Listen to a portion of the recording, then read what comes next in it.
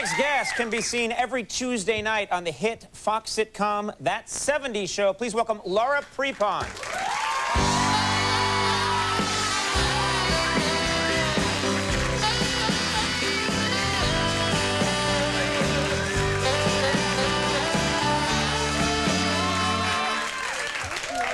You look fantastic. Thanks, Conan. Yeah.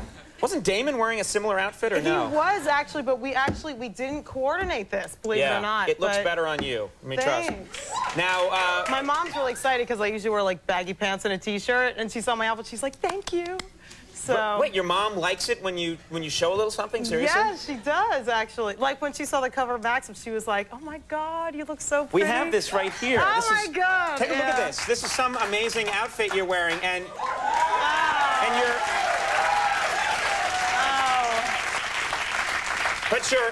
But your mom saw this and was like, that's great. Yes, she likes when I dress like that, because I usually wear, like, baggy pants and a T-shirt. Right, and she likes this look, yeah. Yeah, she does. Now, it's funny, we could kind of be related, don't you think? Yes, we could. We have the reddish hair, the fair skin. You are obviously much more attractive than I. No, oh much more feminine. What? Thank you. No, thank you. Yeah, well, yeah. I was going to say, yes, we're equally beautiful. Did you mind, I mean, I know as a kid, as a guy, I did not like growing up with red hair and freckles. No, I was self-conscious. I love it. How can you not like... I had a row of freckles across my face until I was like 16 years old. Just a band? Yeah, and I still have them on my shoulders, actually, but I had a row of freckles, and they just went away. Right. When I turned like 16, all of a sudden they're gone. But your hair has gotten, it used to be redder. It was redder. Yeah, it's changed a little bit. I don't know. I'm probably going through some weird manly change. You should be happy because you said I'm you didn't developing like it. breasts, too. I don't know what any of this means. I don't know what that's about, but it's all good. I had a giant, I have like a, I'll show this right now. I used to tell girls that this was the largest freckle in the world. When I was like, this right here. I used to tell girls, and this was my line to like get the ladies, was like, I've got the biggest freckle in the world. Nice. And I stopped doing it about 3 years ago. See, I love freckles. That would have worked on me. Oh, really? Yes. I blew it. I know.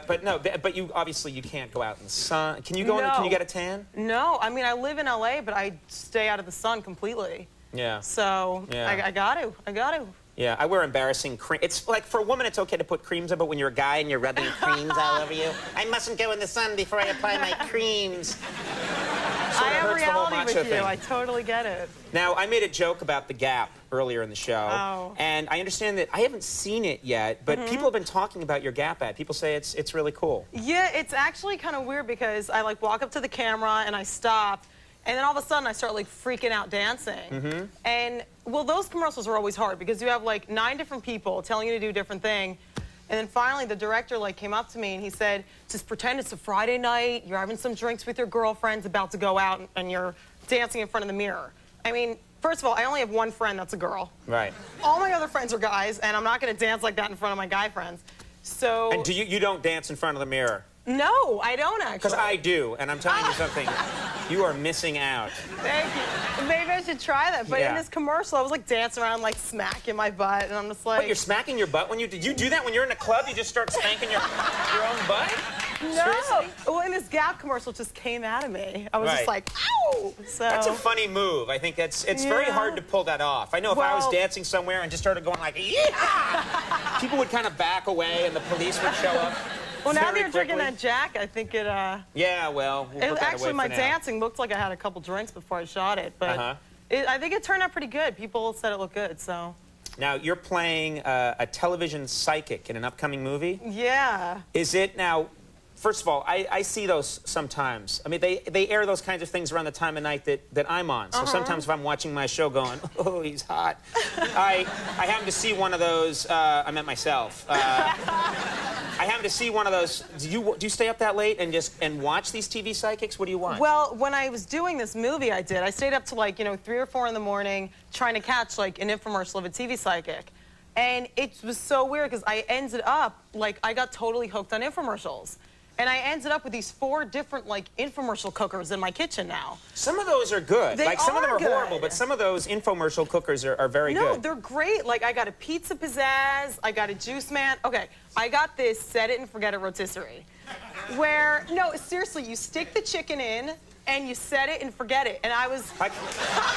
when you say forget it, do you mean you leave the country for a week at a time? No, that's the one thing. You can set it and maybe, like, do laundry, but you can't, like, set it and leave the house or anything. But does it tell you your chicken is down? I mean, does something... No, it just stops. I was watching this infomercial. I was actually watching with my sister. And she was, like, dead serious. And she was like, Laura, you're so busy. This is great. You can set it and forget it. And it was like dead serious. And I was like, I have to get this. I swear you're getting money from these people because you've said their slogan like 5 times.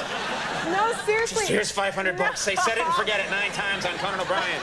Now, if I like something, I totally back it up. So I'm excited about it. Have you tried the, and I shouldn't do this, but the George Foreman grill? I have one of those. Those are great. They're great. I'm not saying this to get one for free. I would not refuse it if it came, but those are great. They are. It seals in the juices. It does, and there's... It does. It seals in the juices, and it gives you... I think that's one of the juiciest burgers you can have. Yes. George Foreman...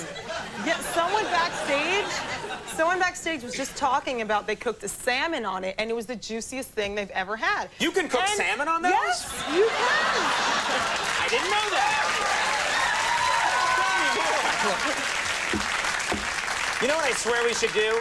The two of us do this very naturally. I will do this with you. I know this is, you don't need this in your career, obviously. Right. I do. But if the two of us, we should get a product that you're okay with and get an infomercial together. Would you do it? Yeah, absolutely. That would be so great to say, add 2 tablets, you know, leave for an hour, and you've got a chia pet. Exactly, you know? Exactly.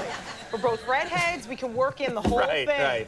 Now, you are from New Jersey, is that right? Yes, I am.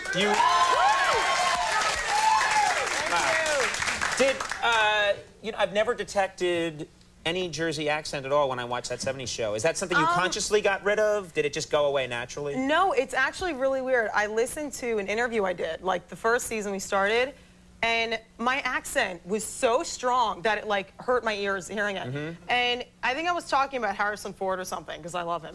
And I was like, oh my God, he's so hot. And it was like, hearing this accent, I was just like, oh God, no.